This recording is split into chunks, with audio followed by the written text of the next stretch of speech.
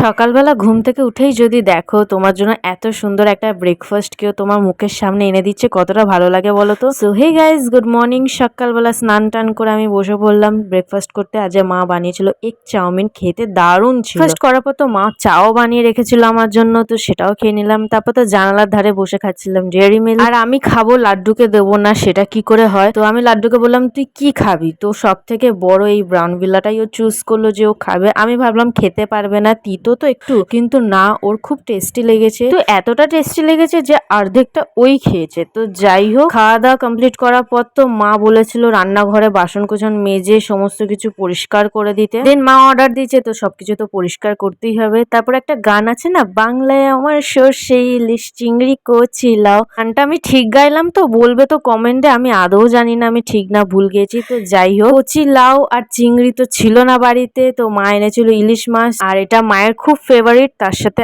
আমারও। তো মা আজকে সর্ষে ইলিশ রান্না করেছিল, আর মাকে বলেছিলাম একটুখানি তেল রাখবে, আমি খাবো ভাত দিয়ে মেখে। ব্যাস, আর কি, এত সুন্দর খাবার বানিয়েছে, তো খেতে কি দেরি করবো, তাড়াতাড়ি করে বসে পড়লাম খেতে। খাওয়া দাওয়া করার পর তো একদম টানা ভাত ঘুম দিয়েছিলাম, কিন্তু আমার বরে ইলিশ মাছ খেয়ে হয়ে গেছিল অ্যাসিডিটি। তো এত রাত্রেবেলা তো আমি আর দোকান যেতে পারবো না, না ও যেতে পারবে, তাই ব্লিঙ্কিট থেকেই আমি ইনো আনিয়ে নিয়েছিলাম। এদিকে আমি ওর ব্যাপারে বললাম বলে, দেখেছো ওর মুখটা কিরকম করছে। তার সাথে তো আনিয়েছিলাম ওর আর আমার দুজনের ফেস ওয়াশ। তো চলো টা।